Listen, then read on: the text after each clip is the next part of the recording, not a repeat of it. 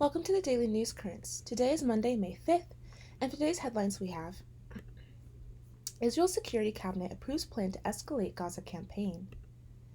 China's garment factories face a tipping point after new tariffs. Catholic leaders criticize Trump for posting apparent AI photo of himself as the Pope. An exhibit honoring victims of gun violence is taken down at ATF headquarters. Race car drivers turn lemons and $500 into an endurance contest like no other. Israel's Security Cabinet approves plan to escalate Gaza campaign. It is not clear how the Israeli Prime Minister plans to add tens of thousands of soldiers will fundamentally alter a dynamic scene over 18 months of conflict.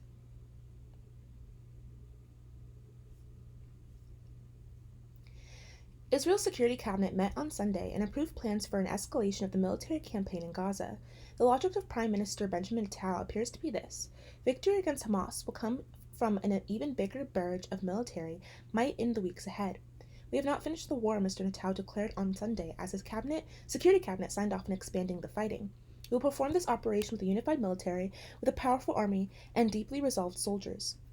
It is not clear how those additional fighters will fundamentally alter a dynamic seen over 18 months of war in which hundreds of thousands of soldiers have pummeled Hamas fighters, with residents in Gaza caught in the middle, but have failed to achieve Israel's goals of destroying the militant group or releasing all hostages. And it remains uncertain whether the Israeli military will surge back into Gaza before President Trump arrives in the Middle East next week for meetings in Saudi Arabia, Qatar, and United Arab Emirates. Two reservists who spoke on condition of anonymity because they were not authorized to make comments to the news media, said that they had received call-up orders beginning in June.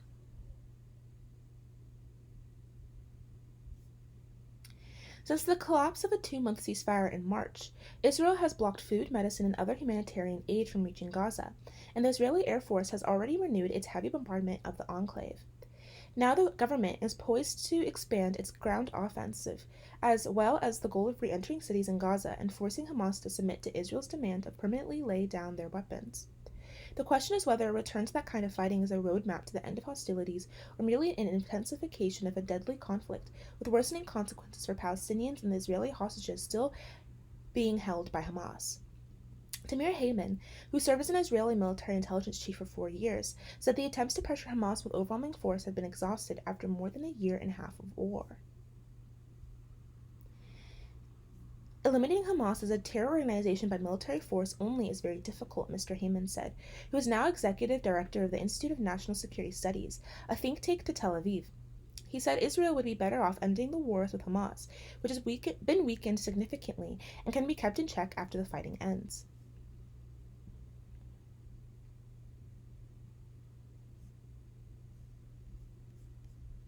The Israeli military has not provided details about how the reservists will be deployed, but two Israeli officials, who requested anonymity to comment on military plans, said it will involve several brigades seeking so-called operational superiority in several parts of Gaza.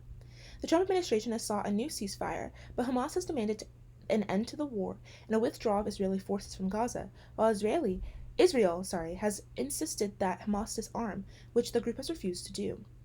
The Israeli call-up of soldiers is also a message to Mr. Netanyahu's hardline supporters, some of whom were dismayed that the military had not completed the task of eradicating Hamas. Promising a more intensive phase of the war could be a good domestic politics for him.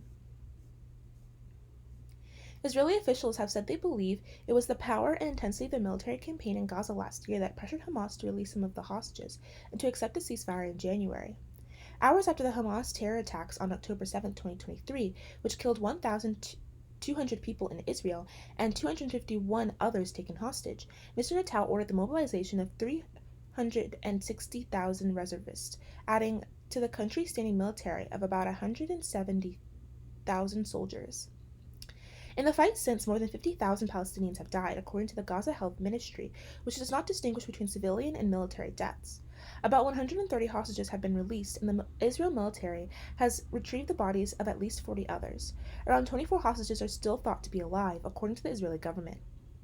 When Israel and Hamas agreed to the January ceasefire deal, Mr. Netanyahu said credit should go to the painful blows that our heroic fighters have landed on Hamas. This is exactly how the conditions were created for the turning point in its position and for release of our hostages, he said during a national address. But other voices like Yair Lapid, Israel's opposition leader, have expressed grave doubts about the strategy. I fear that the intensity of the fighting will dictate the fate of the hostages, Mr. Lapid said on Israeli army radio. What's the goal? Why are they calling up reservists, extending regular service, and all without defining a goal? That's not how you win a war. In a statement Monday, the organization representing the families and hostages urged the government not to widen the war. The expansion of military operations puts every hostage at grave risk, the family said. We implore our decision makers, prioritize the hostages, secure a deal, bring them home before it's too late. China's garment factories face a tipping point after new tariffs.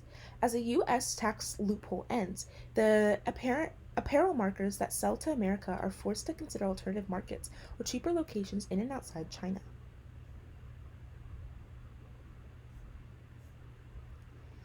Liu Miao has sold clothing on Amazon to wholesale buyers in the United States for the past 5 years. That trade has come to an abrupt stop. Mr. Liu owns a small factory in Guangzhou, along the center of China's highly competitive garment industry. He and other factory managers already dealing with tight profit margins said last week that the combination of tariffs and President Trump's new tax on cheap imports had cut deeply into their business. Costs along the supply chain are also higher.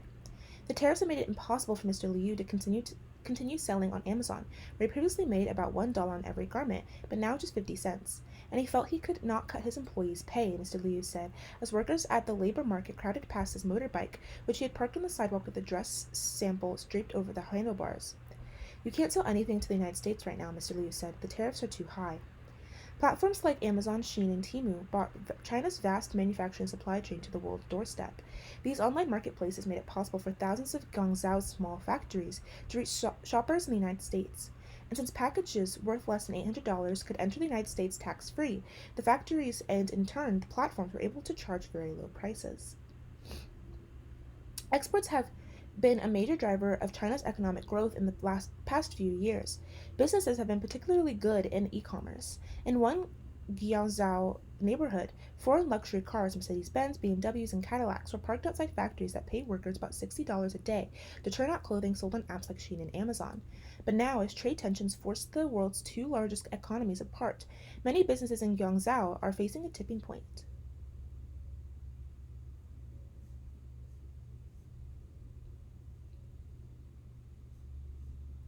The tariffs compound multiple challenges facing the garment markers. It is getting harder to make profit as the Chinese government has struggled to get consumers spending more after the collapse of the country's property market. Without rising home values, many Chinese people are curbing their spending. That hurts businesses for Zhang Shen, who used to own 6 clothing stores in the central province of Hubei. But when shoppers didn't return after the COVID-19 pandemic and rents stayed high, he decided to close them all. In 2020, business wasn't coming back, and in 2021, it still wasn't coming back. By 2022, when it was still like that, it looked like it was never coming back, Mr. Zhang said. Now he makes about $100 a day delivering freshly sewn garments to Shein collection points near the airport. The factories in Guangzhou are not the automated ones churning out electric vehicles or the manufacturing campuses making semiconductors that are key to China's year-long drive to secure geopolitical resilience through advanced technology. Yet China's garment factories employ millions of workers hustling to make a living.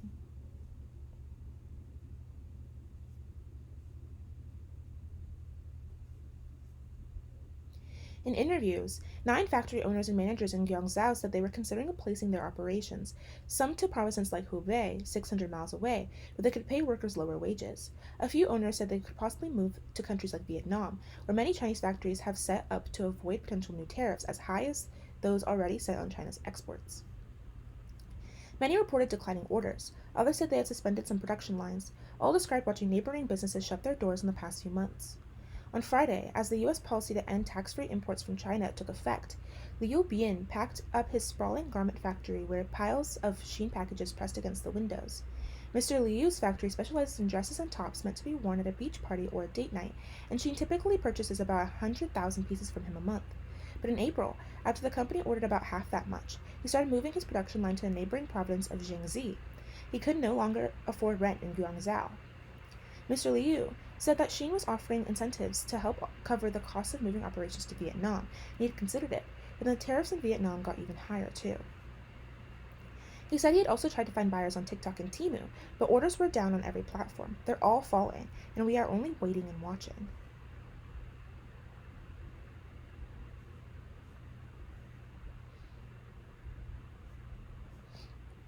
She did not respond to a request for comment. Temu said on Friday it stopped shipping products from China directly to buyers in the United States. The Chinese government has been encouraging domestic e-commerce platforms to help small businesses sell their home market, but the Chinese consumers being careful about spending, it will be hard for factories to sell as much domestically as they were exporting. Han Junxiao, who sells novelty socks on Shein and Temu, said she doubted that the U.S. government would be able to suddenly start collecting tariffs on low-priced packages, which have been coming into the United States at the rate of 4 million a day. I just don't think that's realistic, Ms. Han said after closing her booth for the night at the Canton Fair, Zhangzhou's annual export trade show. Fluffy socks for pajama parties is one of her most popular products. But this is exactly the kind of thing Americans will still need to buy from Chinese businesses, Ms. Han said. Where else are they going to buy all this? She said. Catholic leaders criticized Trump for posting a apparent AI photo of himself as the Pope. Some Catholic leaders and at least one U.S. Catholic group are criticizing President Trump after he posted on social media what appears to be an artificial intelligence-generated image of himself dressed as the Pope. Trump posted the image on his Truth Social account on Friday night, and shortly it was reposted by the White House on its official X account. Trump traveled to the Vatican late last month to attend the funeral of Pope Francis, who had died several days earlier at age 88. The papal conclave to elect the new pope is set to begin on Wednesday.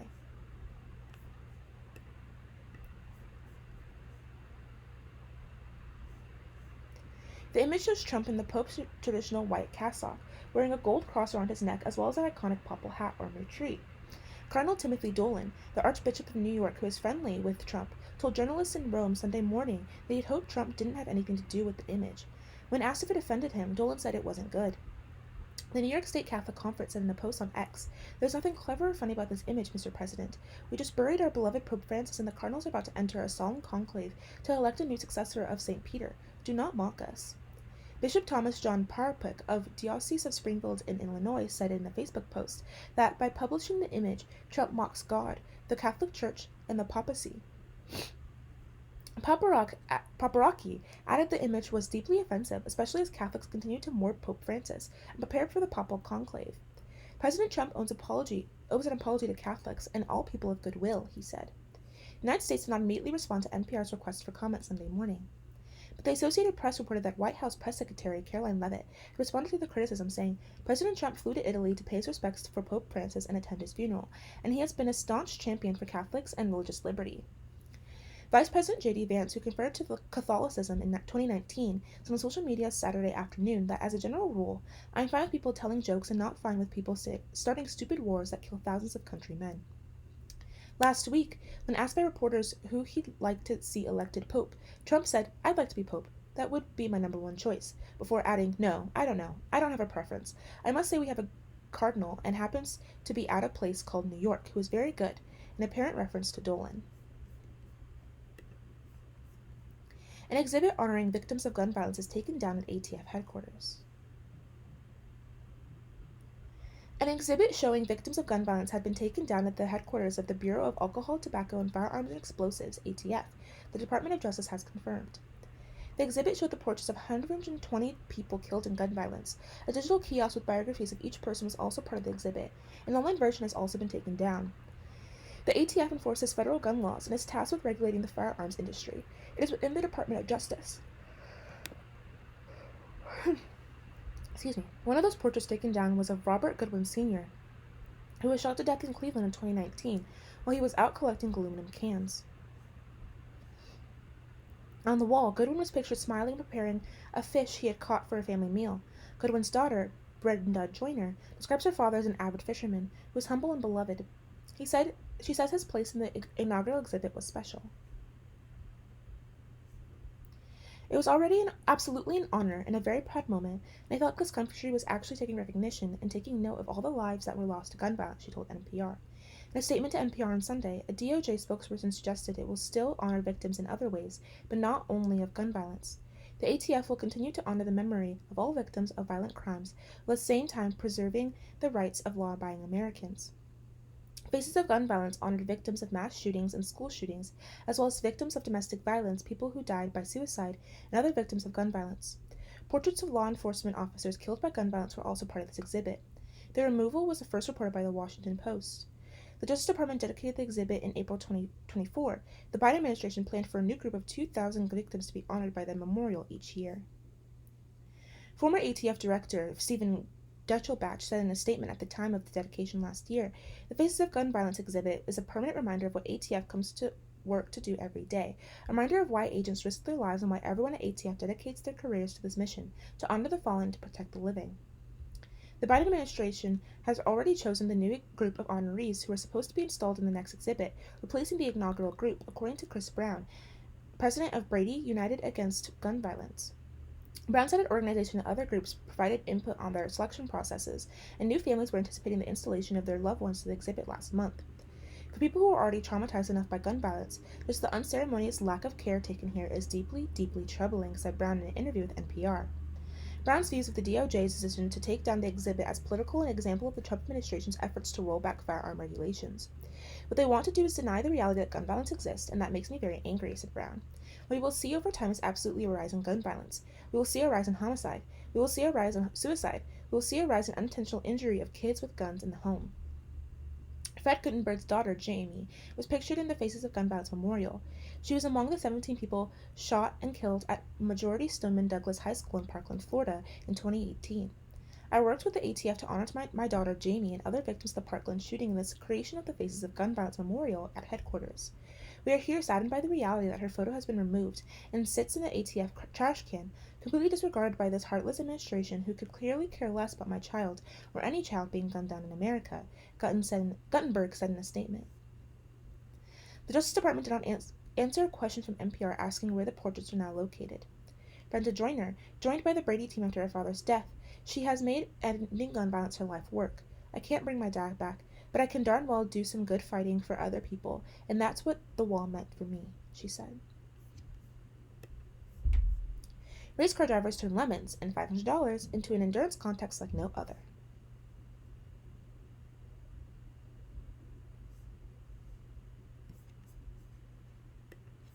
The race cars roll into downtown Camden, South Carolina, like an old-fashioned circus. Streets are blocked off for the welcoming party where a rock band serenades the crowd with the Jerry Reed country classic, Eastbound and Down. The commotion on a recent weekend lures families out of restaurants. People whistle and cheer as motors rev and exhaust pipes pop. Kids run up and down the rows of parked cars.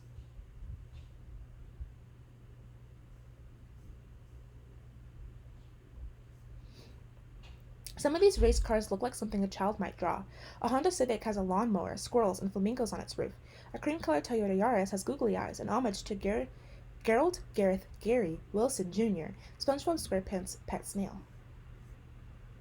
An old Volkswagen Beetle is painted black and yellow. Its team and their children showed up dressed as bees. They're all here for the local installment of 24 Hours of Lemons, an endurance car race with a major twist. The cars can't cost more than $500. The series bills itself as racing for real people. Team costumes are encouraged.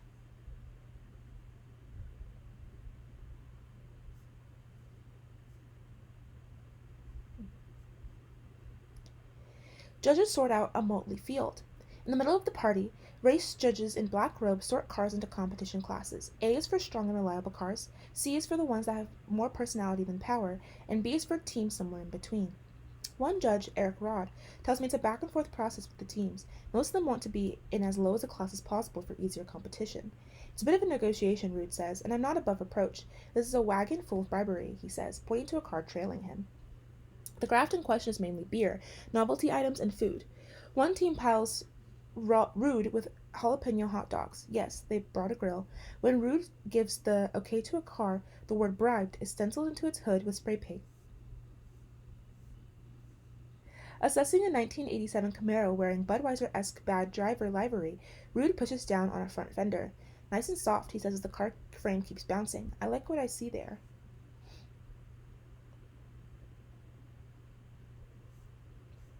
Safety is priceless, even for a lemon. The 24-hour of lemons races started more than 15 years ago in California. There are now 23 races each year from coast to coast. The contests offer modest prize money, which is often refused by teams who ask that earnings instead go to charity. To take on France's famous 24 Hours of Le Mans endurance race, and this weekend's contest in South Carolina is shorter and spread over 2 days. According to a competition's rules, cars must cost less than $500, not including safety equipment. Every car has a roll cage and fire suspension, and like big time racing, drivers are protected by head and neck restraints. If a driver spin out or drive too aggressively, they're given a talking to and ordered to a penalty block, which is basically a timeout. Vince Dino was driving his pink-wrapped Mazda Miata named Sparkle Rosa when went too fast during a yellow flagged caution.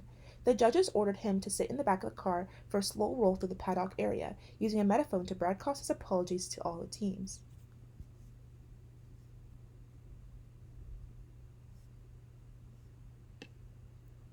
Watching cars with more personality than power. On a sunny Sunday in Carolina Motorsports Park, cars tear through the track at high speeds. At first, it seems a bit surprising given the amount of non-performance enhancing gear bolted onto their bodies. Matthew Ramirez stands at a fest with his young son, who's a big fan of Gary the Snail. Ramirez lives in a nearby Lancaster, South Carolina. He came to see a friend race. The track is about an hour from the famous Darlington Raceway, a NASCAR stop, but Ramirez says he isn't into that kind of racing. I think it's pretty cool though. I like this a lot, Ramirez says, especially the endurance aspect of just trying to race your garbage as long and as fast as possible. I think it's awesome. Jenna Keenan, a racer from Arizona, usually competes in a Subaru Brat, but this race, she's a judge for the first time. When I asked what she likes about the circuit, she says it's camaraderie. I feel like racing in general would be something that very intimidating for a woman, and also just something that's new, she said. At a 24 Hours of Lemons race, she says, everyone's just so welcoming, and they help each other out.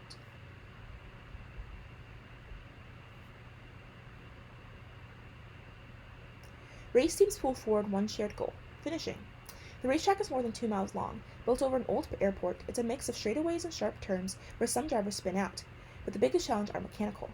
I'd apparently boiled the brake fluid, Shelley McKee tells me, describing how when she pulled off the track for a penalty lap, too much heat built up in the air-cooled braking system while her car sat still. The next time she tried to stop, the brake pedal fell off her car's floorboard. She and her husband, Justin, came with a team from Charleston, South Carolina to race in a 1978 Datsun B210. Earlier Sunday, she needed a new fuel pump. In the afternoon, she needed a new radiator and a fan after rear-ending another car. Half our team is at the parts store right now getting everything we need, and we're bleeding brakes trying to save that, McKee says. It's not easy keeping a lemon car rolling. After the first day, some crews are up late, sharing tools and helping each other. One team had to walk the track to find their only set of brake pads, which had flown off during the car, along with the car's front wheel. Another group took on the challenge of replacing their engine for the first time, a job that went on for hours after midnight.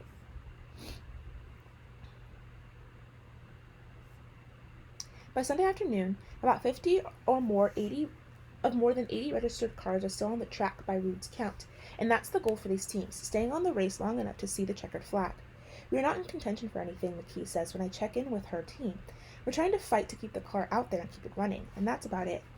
Finally, after more of 13 hours of racing, the checkered flag waves. Spectators, teams, and judges line up and applaud every car as it exits. The McKee's Datsun didn't make it to the finish, but they did win a tongue-in-cheek award for having the worst brakes. It's called Can't Stop, Won't Stop. In a race where the loudest cheers are for teams that defy the odds, the label seems to fit just right.